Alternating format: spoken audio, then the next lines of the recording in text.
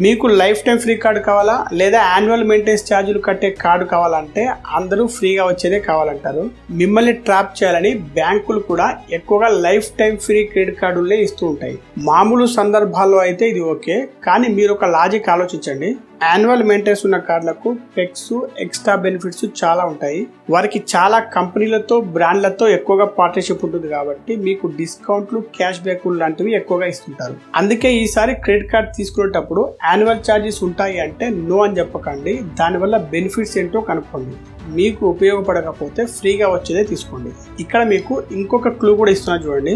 మన దేశంలో 7.5 కోట్ల క్రెడిట్ కార్డులు ఉంటే అందులో 1.6 కోట్ల కార్డులు ఇష్యూ చేసింది HDFC బ్యాంక్. ఇలా రెవెన్యూ పరంగా, లాభాల పరంగా టాప్ లో ఉన్న కొన్ని బ్యాంకులు మీకు ఎక్కువ బెనిఫిట్స్ తో కూడిన కార్డులు ఇచ్చే అవకాశం ఉంది.